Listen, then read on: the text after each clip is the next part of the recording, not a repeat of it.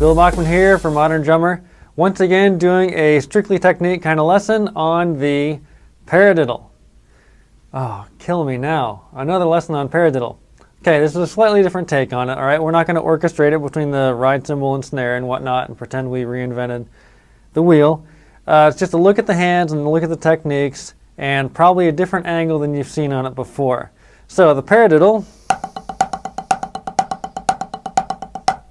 is simply that. So there are all kinds of variations. You know, we could play a little more molar on it. We could be very strict, right, with stick heights and the accents, right? So that's where I think it's at as far as the lesson and the valuable thing coming out of the paradiddle. It's really the ability to play two heights using the downstroke effectively. So the downstroke is simply a stroke that stops pointing down relative to where it started. So a lot of people, their downstrokes are pretty floppy, which can be an excellent musical choice. You have your choice, right? So you can play, but that's going to be pretty dull compared to that, right? And if we wanted to go nuts, you know, we could go to that extreme. I always feel, and I do this with all my students, that you want to go all the way to this extreme and all the way to that extreme so you have all your options available to you. So what I want to do is play some really legit strict downstrokes where the accents, they actually point down to the drum just to get the maximum contrast. And then if you want to get floppier, you can. But if you don't have it, then you don't have it, right, as far as that ability goes. So the paradiddle itself, quick lesson, because most of you, this is probably not new, but it's an onomatopoeia where you got para and then diddle is a diddle, okay? So the double stroke roll is definitely a precursor. You want to be able to play some good doubles. Now, on that note, I talk a lot about the alley-oop technique for doubles, where it's kind of a wrist finger combination. Anybody who can play good double stroke roll is doing it using tons of finger control. Okay, so it's all about finger control. Now, since the diddle is low, it's going to be more of what I like to call a drop catch, where you basically just sort of drop the hand and stick and then you catch it into your palm.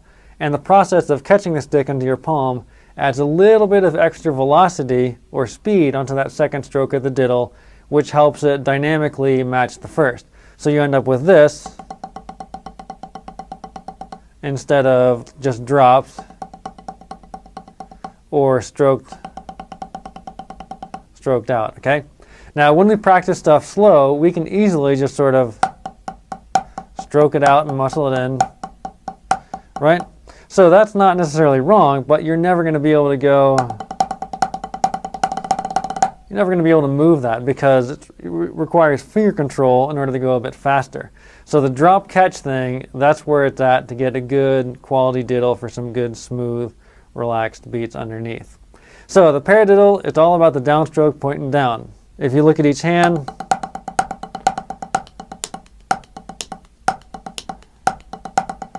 so, right? So downstroke control, that's the name of the game. And then the second name of the game, didn't make sense, but the second part would be that finger control for the diddle. That's your second most important element to play some nice smooth paradiddles. All right, so the exercise we're going to look at, it ran in the magazine. It's also in the Stick Technique book, parts of which were culled from those articles and then sort of custom tailored for the book. So, goes like this. We're going to play a skeleton and we're going to add each element. So we're going to play right, right, left, left, right, right.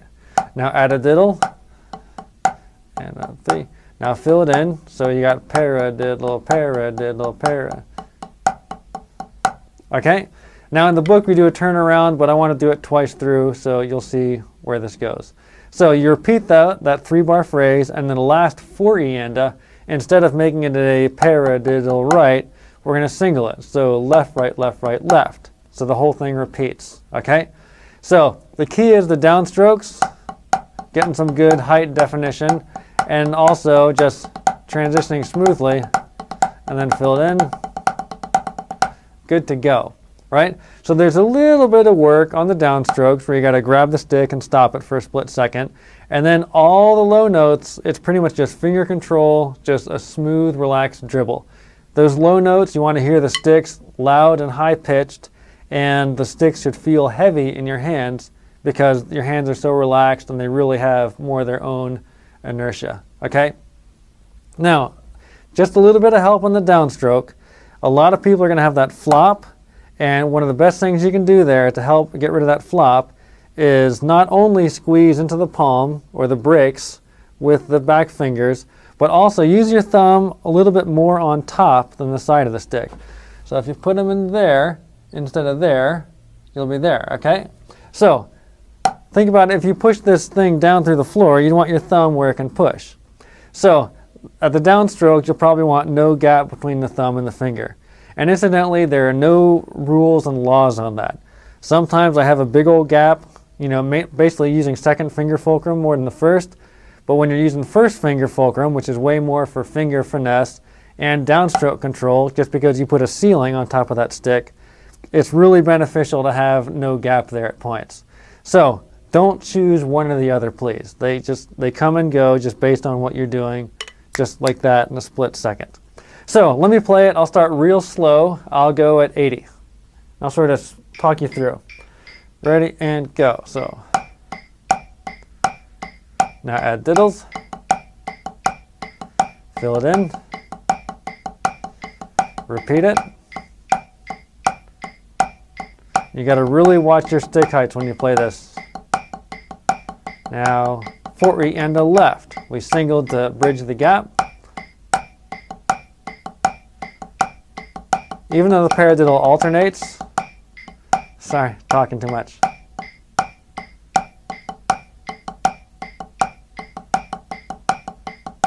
Single to the right, okay? As I was saying, even though paradiddles alternate, we still want to take the whole exercise off the left because the brain needs to have that side where it's not just, you know, the redheaded stepchild filling in the holes, but it's got to actually have some authority on its own. And then when you go back to your dominant hand, which for most people is the right, you're way better off. All right, let me jump to 100. 2, ready, go.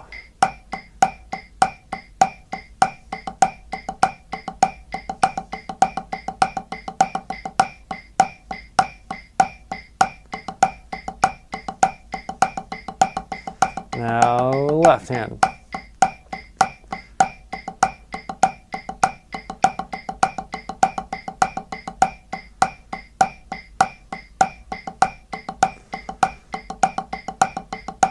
Single to the right. Okay, let's do 120 now. Incidentally, I'm redheaded, so no offense. Excellent. 120. 1, 2, ready, go.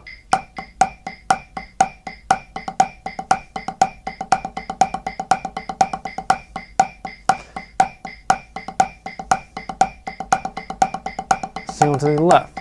So the faster you can stop that stick with the downstroke, the sooner you can play the loose, low, and relaxed beats.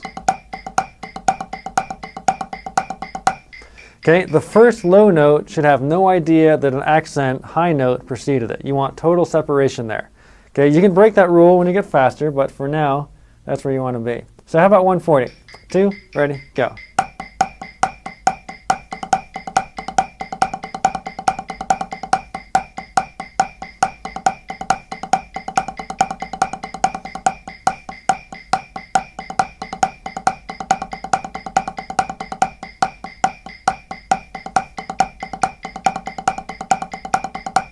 Right? Gradually getting a little lower and mellower with the accents. 160. And 1, 2, ready, go.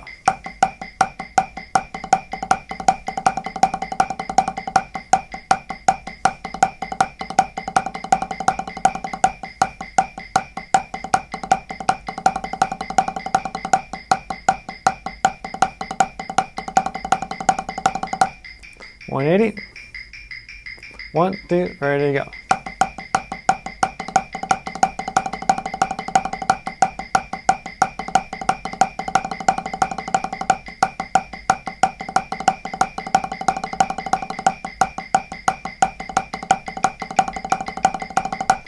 And notice how the low notes are all staying chill and using fingers. How about 200? 1, 2, 1, 2, there you go.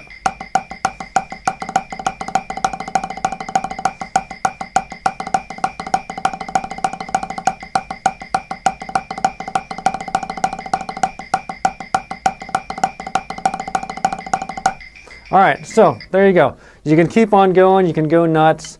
As you get faster, you'll start to get a little bit more of a less downstroke stoppage and more sort of natural flop into the diddle, and you'll start to add a little bit of molar. But that's when you start to really crank the tempos. So there you go, that's your paradiddle. Train your hands, and that's one of those hand motions that you'll use in a million contexts outside of the paradiddle, right? If the only value of the paradiddle was to orchestrate it around the drum set, I would probably blow it off because it's too much work. But that downstroke control and that finger control that's going to come out of it, that's going to just affect 20,000 things you'll probably play on the drum set. So I think you'll dig it. Thanks for stopping by here, and keep checking it out. I'm going to have more and more stuff here up for Modern Drummer. So there you go.